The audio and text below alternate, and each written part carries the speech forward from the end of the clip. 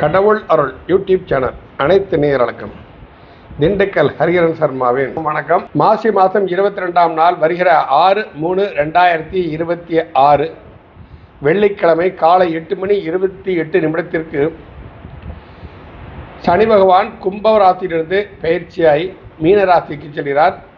வாக்கிய ரீதியாக ஆலயங்களில் அன்றுதான் சனிப்பயிற்சி யாகங்கள் எல்லாம் இனிமே நடக்கிறது. திருநள்ளாறில் மிக விமர்சையாக அந்த யாகம் நடக்கும்.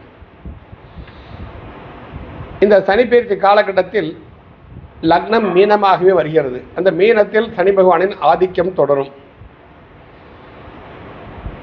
லக்னாதிபதி குரு 4ஆம் இடத்தில் வக்ரம் பெற்று அமர்கிறார். 6இல் கேது, 7இல் சந்திரன். அஸ்த நட்சத்திரத்தில் இந்த சனிப்பெயர்ச்சி நடக்கிறது.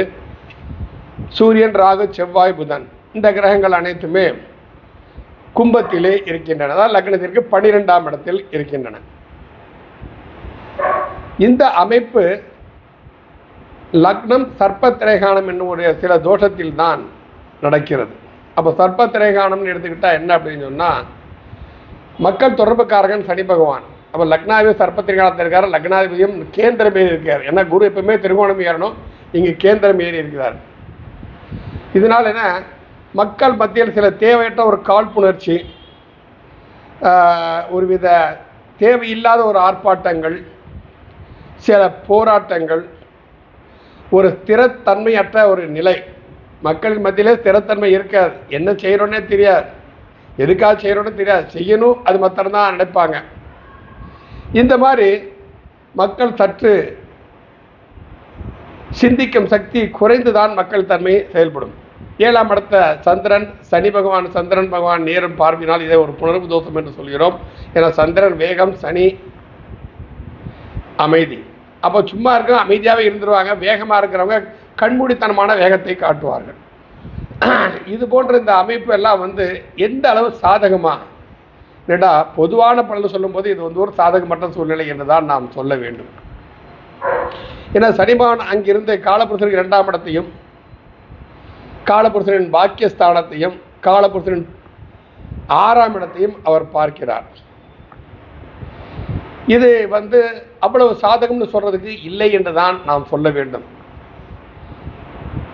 அப்போ இந்த சனிப்பெயர்ச்சியினால் ஒவ்வொரு ராசிக்கும் என்ன என்ன நடக்கும் என்பதை நாம் வரக்கூடிய பதிவில் பார்ப்போம். சிம்ம ராசி அன்பர்களே, உங்களுக்கு 6 மற்றும் 7ஆம் அதிபதி ருணரோக சத்திரஸ்தானாதிபதியும் மாரகாதிபதியாக சனி பகவான் அஷ்டமத்து சனி போயிருக்காரு. என்னையா இது இப்போ தாயா கெண்டச்சனி மட்டும் தப்பிச்சபடி அஷ்டமத்து சனி போய் உட்காந்துருக்கானு.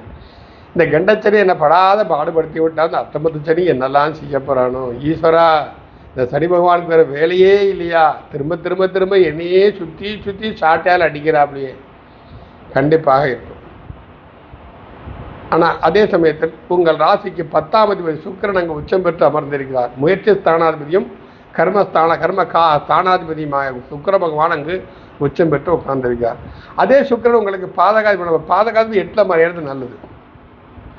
அஷ்டமஸ்தானத்தில் சனி பகவான் சென்றவர்கள் யாராக இருந்தாலும் சரி, அவர்கள் என்னன்னா ஒரு புதுமையான விஷயங்கள்னா இயற்கைக்கு உட்பட்ட பஞ்ச தத்துவங்கள் செய்யக்கூடிய பஞ்சபூதங்கள் அடங்கிய அந்த தன்மையை அனுசரித்து இது விதிக்கப்பட்டது, இது இயற்கை சம்பந்தப்பட்ட விஷயங்கள், இங்கு இப்படித்தான் நடக்க வேண்டும் என்ற அமைதியாக யார் ஒரு வாழ்நாளை கழித்து இறை வழிபாட்டில் நாட்டத்தை செலுத்தி. ஏன்னா சனி பகவான் என்ன, துர்வாச ரிஷியோட மனைவிக்கே வரம் கொடுத்தவர். துர்வாசர் எப்படிப்பட்டவர், கோவப்பட்டவர், அவருக்கே வரம் கொடுத்து அந்த வரத்தின் மூலம் தான் இன்று ஒரு கதலி பழம் என்று சொல்லக்கூடிய வாழைப்பழமும் வாழை மரமே நமக்கு கிடைச்சது. அதுக்கு சனி பகவான் தான் காரணம். நிலைத்த புகழ். வாழைப்பழம் இல்லாமல் எந்த பூஜையும் கிடையாது, வாழை மரம் இல்லாமல் எந்த நல்ல விஷயங்களையும் கிடையாது. அப்பேற்பட்ட ஒரு மகத்துவமான புண்ணியத்தை அவருக்கு தந்ததை போல் நேர்மையான நியாயமான கோரிக்கையில் இருந்தால் நிச்சயமாக நல்லது நடக்கும். அப்போ என்ன, கண்டச்சனியை விட அஷ்டமத்து சனி ஓரளவு மேல். அப்போ இதுவரை கடந்த 2.5 கால ஆண்டுகளிலிருந்து உங்களுக்கு விடுதலை கண்டிப்பாக கிடைக்கும். நிச்சயமா உங்கள் 2ஆம் இடத்தில் 12ஆம் அதிபதி சந்திரன் வெளிநாடு செல்வதற்குண்டான யோகத்தை ஒரு அமைப்பையும் கண்டிப்பாக சிம்மராசிக்காரர்களுக்கு கண்டிப்பாக கொடுக்கும். 7ஆம் இடத்துல யாரெல்லாம் உட்காந்துருக்காங்க? சூரியன், செவ்வாய், புதன், ராகு. இப்போ வெளிநாட்டு தொடர்புகள் எல்லாருக்கும் உங்கள் ராசிக்கு யோகாதிபதி செவ்வாய் வந்து, சூரியன் உங்கள் ராசியாதிபதி சூரியன். அப்போ ராசியாதிபதி சூரியன் ராசியை பார்ப்பது எவ்வளோ பெரிய விஷயம், அருமையான விஷயம் தானே. அப்போ இது எல்லாமே சூரியன் செவ்வாய் அரசு உத்தியோகத்திற்காக முயற்சி செய்வர்கள் நிச்சயமாக அரசு உத்தியோகத்திற்காக அதீதமாக முயற்சி. ஆனால் பணம் கொடுத்து ஏமாந்துடாதீங்க. ஏன்னா 7 ராகு உட்காந்துருக்கான் உங்கள் ராசிக்கு 7. இப்போ கேது வந்து உங்கள் ராசியிலே உட்காந்துட்டு சில விஷயங்களை தடை போட்டுட்டு இருப்பாரு, வேகமாக பண்ணாத என்ன வேகமாக பண்ணாத அப்படின்னு சொல்லிட்டு. அப்போ அது விநாயகர் வழிபாடு, அதுவும் மேற்கு பார்த்த விநாயகர், பிரதிஷ்டை செய்யப்பட்ட விநாயகரோட வழிபாடு பண்ணுங்க. கேதுவோட அனைத்து தோஷங்களும் தீரும். அப்போ 7ல் உங்க சுகஸ்தானாபதியும் பாக்கியஸ்தானாபதியும் செவ்வாய் உட்கார்ந்துருக்காங்க. 2 மற்றும் லாபஸ்தானாபதி புதனும் உட்கார்ந்துருக்காங்க. புத்திசாலித்தனமாக செயல்பட்டு பேரும் புகழும் வாங்கி சிறந்த நிலையை அடைவீர்கள். நீங்கள் இது நாள் வரைக்கும் ஒரு கவுன்சிலராக நிற்க வேண்டாம்னு நினைப்பீங்க, எம்எல்ஏக்கு நில்லுங்க, ஜெயிப்பீங்க. ஆனால் பேச்சுக்களில் நிதானம் தேவை. நாம் என்ன செய்கிறோம் அதை பேசுங்க. அடுத்தவன் என்ன தப்பு செஞ்சாங்க பார்த்தா தயவுசெய்து பேசாதீங்க. சிம்மராசிக்காரர்கள் அடுத்தவன் செய்யும் தவறை சுட்டி காட்டிக் கொண்டிருந்தால் உங்கள் தவறை ஆண்டவன் பார்த்து கொண்டிருக்கிறான் என்பதை புரிந்து கொள்ளுங்கள். அப்போ நாம் என்ன செய்ய போகிறோம்? நாம் ஒரு தன்மைக்கு வந்தால், ஒரு பதவிக்கு வந்தால் நான் என்னதான் மக்களுக்கு சேவை செய்ய முடியும், அந்த மாதிரி எண்ணங்களை நான் இருக்கிறேன் என்ற தன்மையோடு நீங்கள் அரசியலில் அணுகிறீர்களா? ஏன் உங்களுக்கு மந்திரி பதவியே கிடைக்கலாம், அட்லீஸ்ட் எம்எல்ஏ போஸ்டாவது கண்டிப்பாக கிடைக்கும். அரசியலில் இருக்கிறவங்களை சொல்கிறேன் நான் வந்து. அதே சமயத்தில் வந்து உங்கள் ராசிக்கு 5ஆம் இடத்த பூர்வ ஸ்தானாதிபதியாக குருவேர பார்க்குறார். குழந்தைகள் கல்விகளுடைய சிறந்து விளங்குவார்கள்.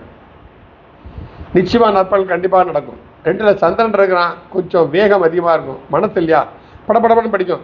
இந்த வீட்டு விட்டு வெளியே வந்தேன்னா என் வீட்டு வாசல் ஹெலிகாப்டர் நிற்கணும்னா ஆகாயத்தில் பறக்கணும்னா அது நிச்சயமாக ஆண்டவன் அலைய கூட முடியாது. அதுக்கு மாத்திரம் நீங்கள் ஆசைப்படாமல் இருங்க சிம்மராசிக்காரர்கள், நிச்சயம். அப்போ உங்கள் ராசியாதிபதி சூரியன், தந்தை காரகனும் அந்த சூரியன், சகோதர காரகன் செவ்வாய், மாமன் காரகன் புதன், பாட்டனார் காரகன் ராகு. இவர்கள் எத்தனை பேர் உட்கார்ந்துருக்கனால பெரியவர்களை மதித்து பழகுங்கள், சகோதரியிடம் அனுசரித்து செல்லுங்கள், தாய் மாமனை அரவணைத்து செல்லுங்கள், பித்திருக்களை வழிபட்டு செல்லுங்கள். நிச்சயமாக வந்து சிம்மராசிக்கும் இது ஒரு அற்புதமான ஒரு பயிற்சி தான். பயப்படாங்க அஷ்டமத்து சனின்ட்டு. நீங்கள் உங்கள் கடமையில் சரியாக இருந்தால் அந்த சனி ஒன்று தேடி வந்துருமா, என்னையா வேணும் உனக்கு, உன்னோட ஒரு பக்திக்கு அளவே இல்லையானது சனி பகவானை வந்து கேட்பார். அந்தளவு சனி பகவான் இறங்கு வந்து உதவும் அளவுக்கு செயல்கூடிய திறமை இந்த சிம்மராசிக்காரனுக்கு கண்டிப்பாக உண்டு. ஏன்னா அந்த ராசியாதிபதி சூரியன் நவகிரகங்களின் நாயகன், நவகிரக மண்டலங்களுக்கு தலைவன். உங்கள் ராசியை அவர் பார்த்து கொண்டு இருப்பது அதீத நற்பங்களை கிடைக்கும். நீங்கள் முன்னோர்கள் வழிபாடு கண்டிப்பாக செய்யுங்க. வேற எந்த பெருமை, குலதெய்வ கோயில் போங்க, முன்னோர்கள் வழிபாடு பண்ணுங்க, பரோபகார சிந்தனையோடு இருங்க, குடும்பத்தாரை அனுசரித்து செல்லுங்க, சகோதர ஓடவோடு பழகுங்கள், தாய்மாமனை அனுசரித்து செல்லுங்கள். நிச்சயமாக வாழ்வில் ஒரு வெற்றிகரமான ஒரு முன்னேற்றமான வாழ்க்கை கிடைக்கும். மீண்டும் அடுத்த பதிவில் சந்திப்போம். நன்றி, வணக்கம். கடவுள் அருள் டிவியை பார்த்தமைக்கு நன்றிகள். மேலும் இது போன்ற தகவல்களை தெரிந்து கொள்ள கடவுள் அருள் டிவியை சப்ஸ்கிரைப் செய்யுங்கள். மறக்காமல் பெல் ஐக்கானை கிளிக் செய்யுங்கள்.